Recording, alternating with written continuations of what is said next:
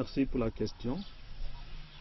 L'Institut médical évangélique, en abrégé IME, a été créé en 1951 par décret royal à l'époque coloniale. Il est l'initiative des missionnaires protestants d'outre-mer. Il y a des missionnaires américains, anglais et suédois qui ont pris l'initiative de créer cet institut. Et l'hôpital de Imé fait partie de cet institut. C'est un hôpital général de référence. Et l'institut dans son ensemble a comme mission de propager l'évangile de Jésus-Christ, parce que ça a été créé par des missionnaires, comme vous l'entendez.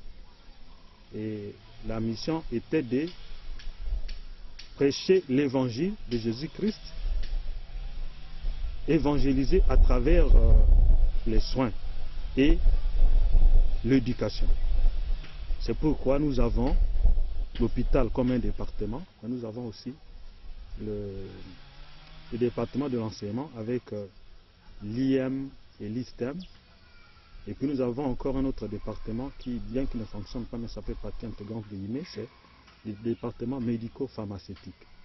Et il y a aussi un département administratif et financier. Voilà un peu ce que c'est l'IME.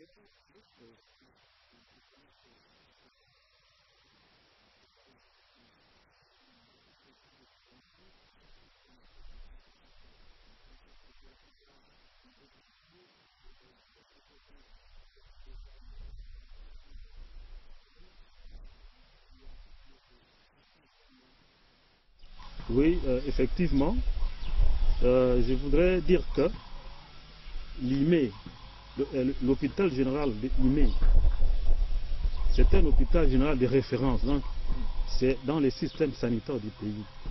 Et on peut même dire que c'est un hôpital qui a un statut beaucoup plus élevé qu'un hôpital général de référence, parce que c'est le plus grand des hôpitaux, un des plus grands des hôpitaux de la province, un des plus grands, on peut même dire le plus grand hôpital protestant du pays et un des plus grands hôpitaux du pays.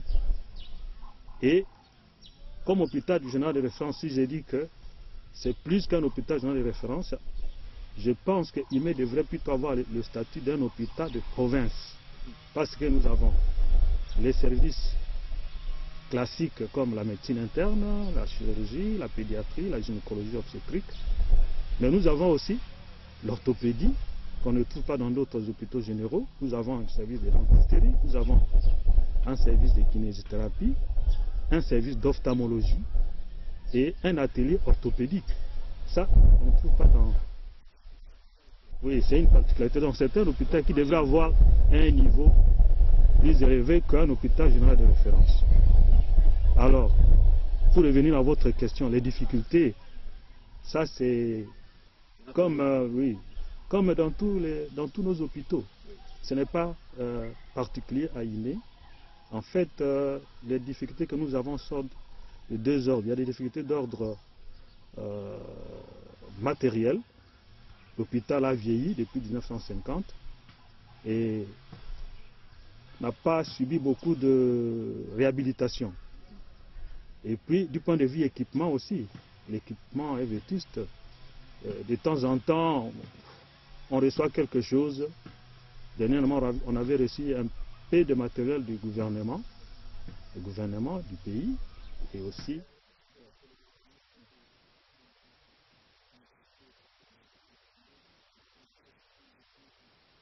Ah, justement, c'est là le problème, parce qu'il y a des difficultés d'ordre financier aussi, parce que les subventions, un hôpital ne peut pas fonctionner. Ça n'existe plus, nous ne recevons pas les subventions.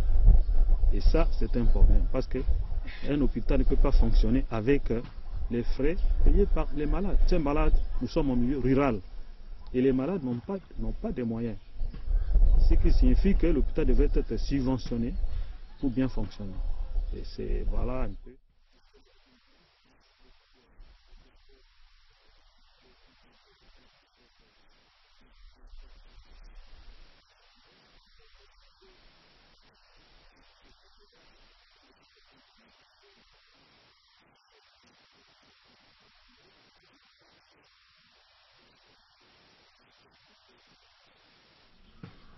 Merci. En fait, parler des critères, ce ne serait pas très juste parce que les étudiants sont affectés par leurs universités. La sélection n'est pas faite à notre niveau. Les étudiants affectés ici viennent faire leur stage sur base d'une éthique. Nous sommes une institution de l'Église, éthique chrétienne, morale chrétienne. Ils payent les frais et puis ils essaient de respecter les règlements. Donc en fait, la sélection est faite par l'université qui nous envoie des étudiants sur base d'un quota déterminé. Et en ce moment-là, nous les accueillons et ils sont encadrés.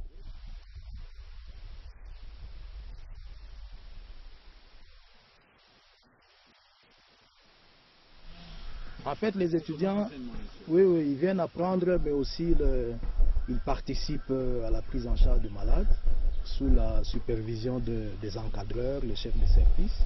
Ils nous apportent, je pense, quand même beaucoup de choses. Leur présence, ils consultent avec nous les patients, ils peuvent exécuter sous notre supervision certains gestes.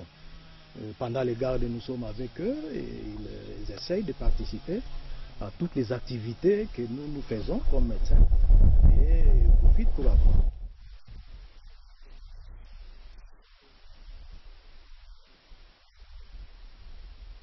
Bon, oui, tout à fait. C'est globalement satisfaisant, mais seulement c'est au cas par cas. Nous avons des critères à partir des objectifs qu'on se fixe dès le départ, parce qu'ils viennent apprendre et à la fin, nous voulons qu'ils aient des aptitudes et des compétences. Nous voulons qu'ils soient capables d'appliquer les théories sur les cas qu'ils ont. Et alors nous avons un certain nombre de critères qui portent sur le savoir, le savoir-faire, le savoir-être et le savoir-vivre. Donc c'est les connaissances théoriques, les habiletés techniques, dévouement aux malades, régularité au stage. C'est un peu sur base de ça que...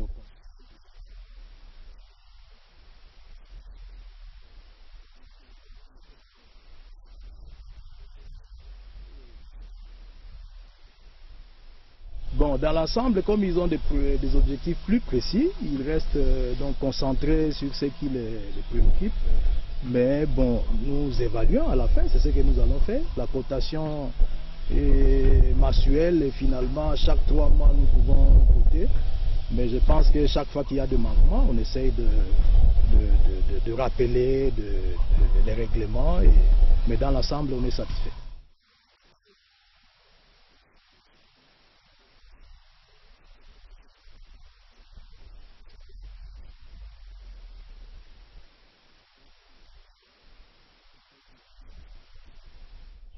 Bon, on ne peut pas dire que tout est bien.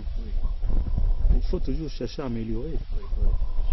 Je pense que le problème que nous avons, c'est le problème de nombre. Parce qu'ils viennent maintenant, ils sont plus nombreux qu'avant. Et donc, il faut gérer un plus grand nombre. Oui. Mais nous n'avons pas assez de médecins. Donc, il y a ça comme problème. Et puis, il faut que tout suive. C'est-à-dire que il faut qu'on améliore les conditions du travail à l'hôpital. L'équipement, le matériel. Et par ricochet, en ce moment-là, ça peut aussi améliorer il faut qu'on engage plus de médecins. À ce moment-là, on peut améliorer dans une certaine mesure l'encadrement au niveau des stagiaires. Parce que nous avons cette vocation-là de l'enseignement dans l'IME. L'enseignement, la recherche. Ça fait partie des missions de l'Institut.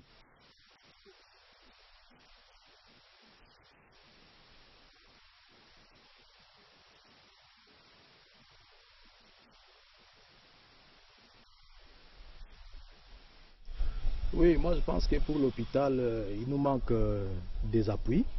L'hôpital devait être appuyé régulièrement par le gouvernement, les ONG, l'université, les universités, parce que beaucoup envoient leurs étudiants ici, ce qui permettrait qu'on puisse faire très bien notre travail. Au niveau de l'encadrement, je pense qu'il y a lieu de souligner le travail au niveau de la base. Parce qu'en fait, quand l'étudiant arrive ici, c'est pour parachever une formation qui a commencé.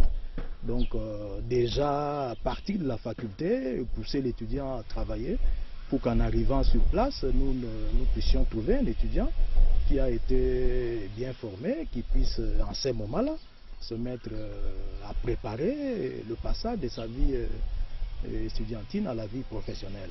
Donc je pense qu'il y a des choses à améliorer par rapport à l'équipement, aux équipements en fait, les infrastructures, des petits moyens pour le fonctionnement de la coordination. Il faut l'internet, les étudiants doivent être en contact avec leurs professeurs par internet, ce qui éviterait beaucoup de déplacements.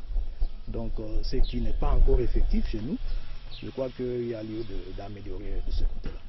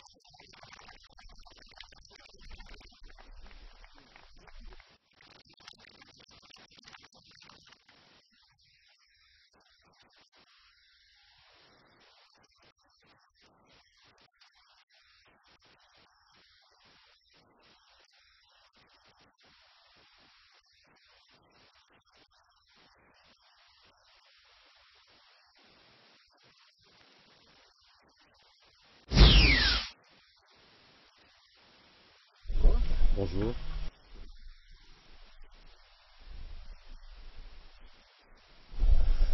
Bon, faudra dire d'emblée que la genèse de l'organisation de cette activité remonte à l'an passé, quelques jours avant que nous venions ici à Kimpese.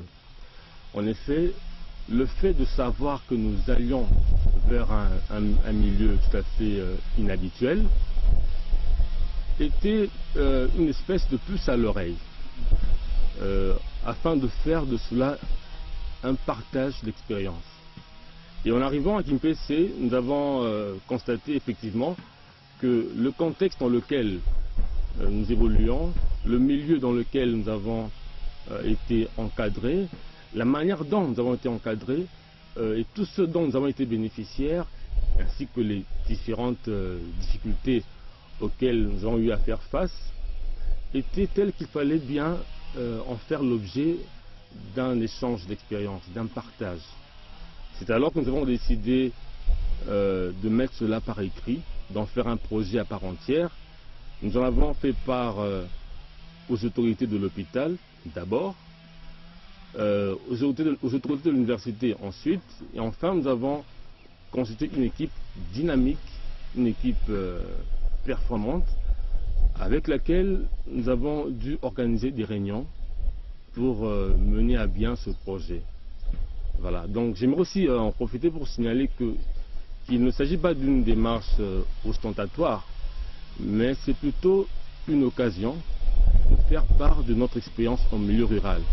Et cela est destiné, non pas à nous, mais à ceux qui viendront après nous, aux jeunes qui sont actuellement en faculté de médecine, mais aussi ceux qui sont désireux de mener des études de médecine afin qu'ils ambitionnent non seulement effectuer leur stage dans ce genre de milieu, mais aussi faire carrière.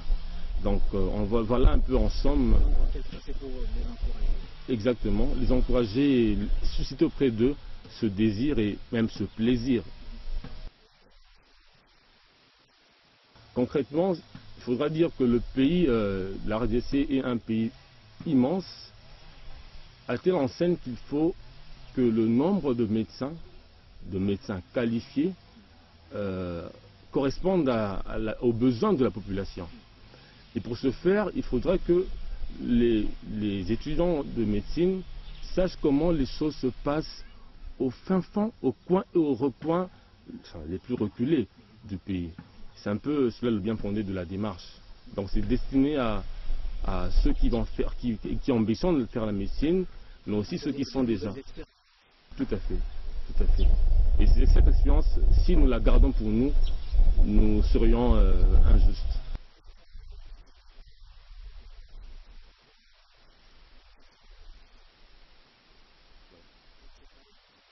Bon, ce n'est pas une contradiction dans la mesure où c'est un enrichissement de connaissances, c'est un partage d'expérience.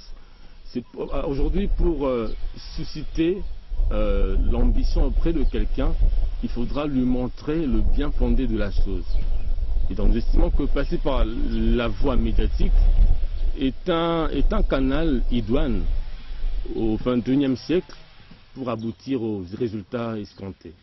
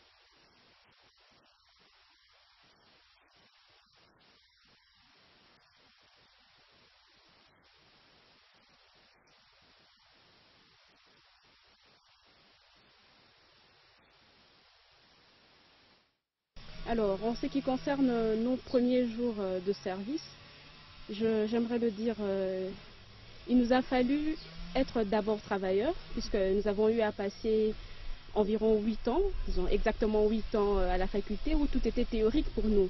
Nous avions en face de nous nos différents professeurs qui nous parlaient de notre science de manière théorique, mais il nous fallait maintenant venir pratiquer au chevet du malade ce que nous avons eu à apprendre pendant toutes ces années. Pour le dire, ça a vraiment été une expérience particulière puisque il nous a fallu là reconnaître tout ce qui était théorique de manière pratique.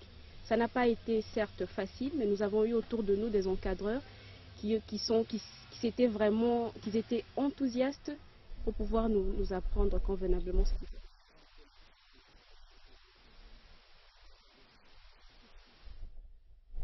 D'abord, en venant ici, on était un peu inquiet et incertain puisque l'on se disait que nous ne maîtrisions pas la langue parlée par nos malades. Et c'était d'abord ça la première barrière, mais en arrivant, nous nous sommes rendus compte que la plupart de la population maîtrisait le lingala, comprenait ce que nous aurions à leur dire. Et c'était d'un coup, si vous le dites ainsi, j'adopte votre mot, oui, un mariage parfait. Et nous nous sommes vus, si je peux dire, dépouillés de toute cette incertitude, puisque là, en face de nous, cette barrière tombait.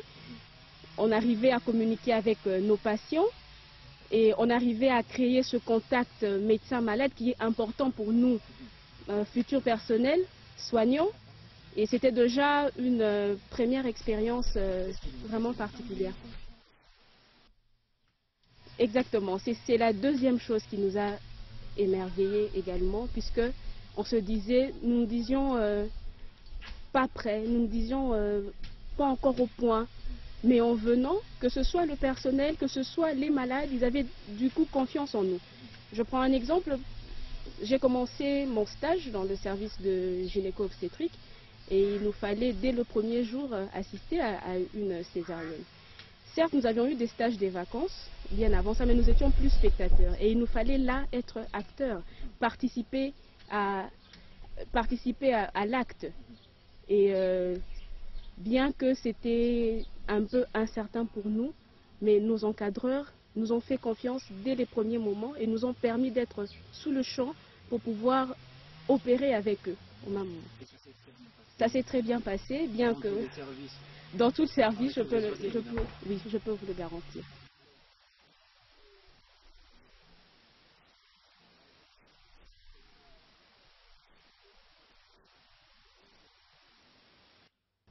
Non, je ne pourrais pas dire de regret, je ne pourrais pas parler de regret puisque nous avons tellement appris, même au-delà de nos attentes durant cette expérience. Nous avons eu à vivre tellement, nous nous demandons même si nous avions passé un stage ailleurs qu'ici, si nous serions à même de pratiquer ce que nous savons que nous pouvons faire aujourd'hui. Et pour dire, c'est vraiment une expérience enrichissante et j'invite ceux qui sont encore à la faculté de pouvoir bien vouloir réaliser leur stage en milieu rural, puisque là nous avons l'occasion de travailler par nous-mêmes et de quitter le spectateur à être à l'acteur.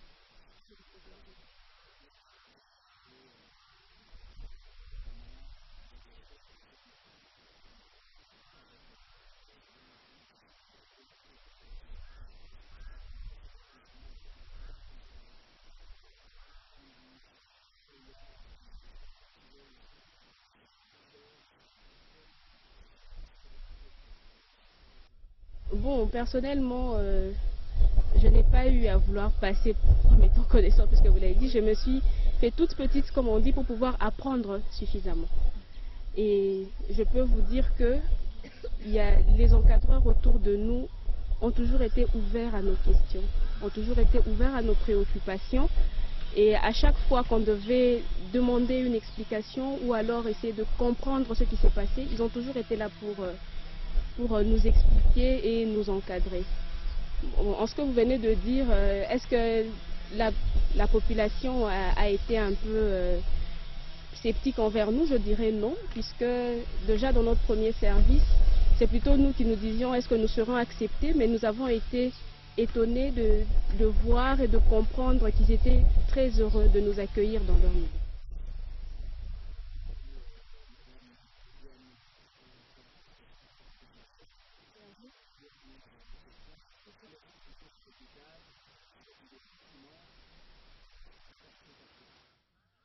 Bon, vous savez, la médecine est tellement vaste que l'on ne peut se vanter de tout maîtriser ou de tout connaître. Et la science ne cesse d'évoluer de jour en jour. Il y a de nouvelles technologies qui sont peut-être pratiquées sous d'autres cieux que nous ne connaissons pas encore à notre niveau, dans notre pays non plus. Et avec la médecine, ce qui est intéressant, c'est qu'on apprend tous les jours, on ne cesse d'apprendre. Je ne peux dire que j'ai appris en une année tout ce que je devais connaître en médecine, mais je suis pleine d'espoir en me disant qu'avec ce que j'ai, c'est déjà un bon bagage pour pouvoir ajouter encore mieux. Merci à vous.